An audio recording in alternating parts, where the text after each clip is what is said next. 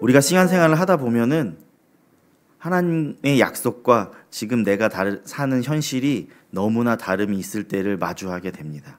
그러면 우리는 당황하고 여러 가지 어려움들을 겪게 됩니다. 그러면서 하나님의 뜻이 무엇인지 혼란스러워할 때가 생기기도 마련입니다. 광야를 걷는 이스라엘 백성은 약속을 향할 땅을 향해 나아가지만 눈앞의 현실은 척박하고 고통스러운 모습을 보면서 우리는 알 수 있을 것입니다. 오늘 우리가 함께 읽은 시편 89편은 하나님과의 약속과 현실 사이의 고통스러운 괴리를 이야기하고 있습니다. 시인은 다윗의 언약에도 불구하고 왕국이 몰락한 현실에 탄식하면서 하나님께 징계를 거두시고 돌이키시기를 간구하고 있습니다. 그러면서 고난 중에도 하나님의 주권을 인정하고 징계를 겸손히 받아들이되 그분의 자비를 구하며 약속을 신뢰하는 신앙의 모습을 오늘 우리들에게 보여주고 있습니다. 오늘 본문을 함께 살펴보기를 원합니다. 38절에서 시인은 그러나 라고 말하면서 하나님께 항변하고 있습니다. 주님이 진노에 우리를 버리셨으며 미워하시고 욕되게 하신다고 38절에서 39절까지 이어서 이야기하고 있습니다. 40절에서 모든 울타리는 파괴하시고 그 요새를 무너뜨리셔서 폐허가 되었으며 41절에서는 다 탈취를 당하며 그의 이웃에게 욕을 당하였다는 고백으로 아마도 이방인들에게 약탈당하고 조롱당하는 처지를 시인은 이야기하고 있습니다. 42절에서 시인은 주께서 대적들의 오른손을 높이시고 그들의 모든 원수들이 기쁘게 하셨다는 고백으로 대적들이 기뻐하고 자신들이 패배한 상황을 탄식하며 고백하고 있습니다.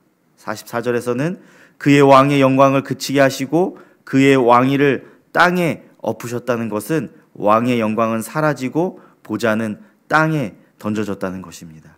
이제 45절과 같이 수치로 덮어진 젊은 시절의 영화는 이제 수치로 덮어졌다는 것을 우리에게 이야기해주고 있습니다. 46절에서 시인은 절박한 마음으로 언제까지입니까? 하며 하나님께 묻고 있습니다. 47절에서는 사람의 생명이 짧고 유한함을 고백하면서 48절에서 하나님의 자비를 간구하고 있습니다. 하나님의 은혜와 긍휼을 맛보지 못하는 인생은 허무하고 고통스러울 뿐일 것입니다.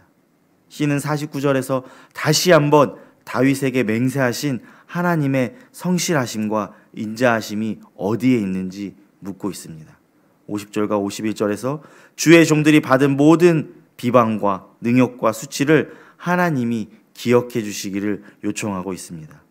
그러나 시인은 이 모든 상황, 하나님의 약속이 이루어지지 않고 있는 것 같은 상황에서도 52절과 같이 여호와를 영원히 찬송할지어다 이렇게 신앙을 고백하며 오늘의 시편을 마무리하고 있습니다.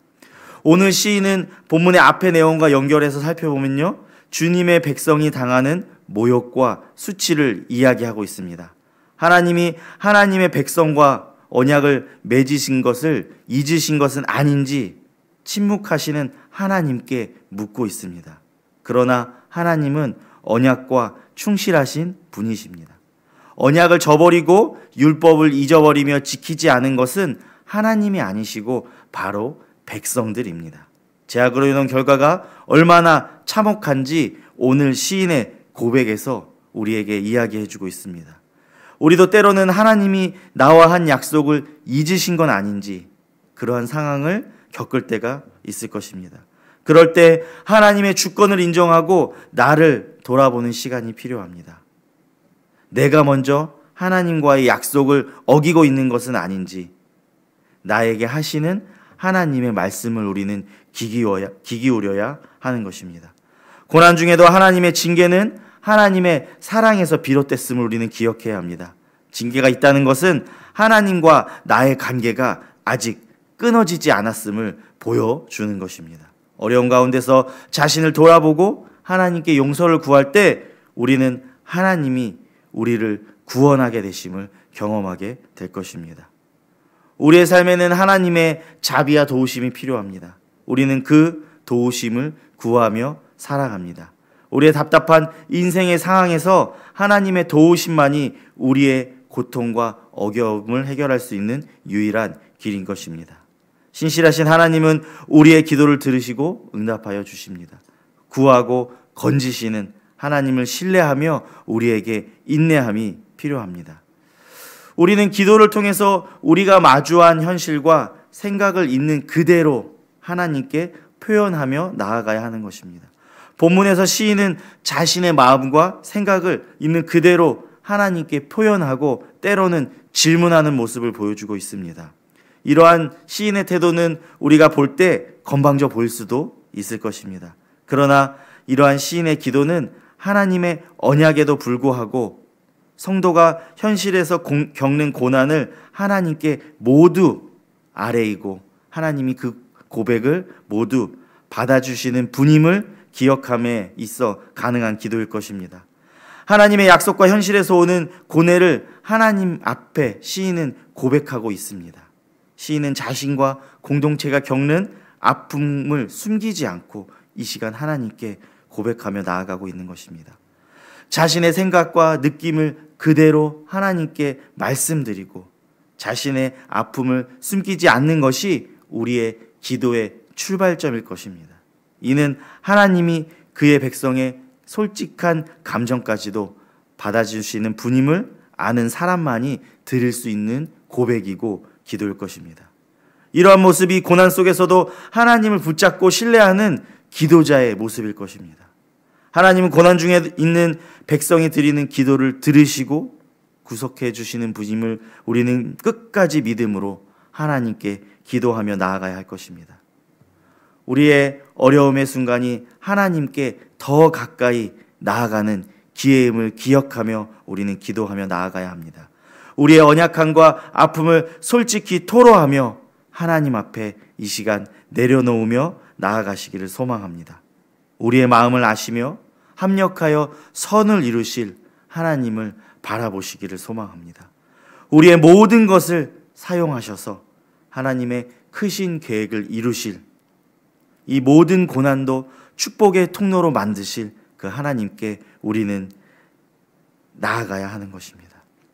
저는 요즘 설교를 하면서 기도하라는 말을 참 많이 하는 것 같습니다. 그것은 개인적으로는 저에게 기도하라는 하나님의 말씀인 것 같습니다.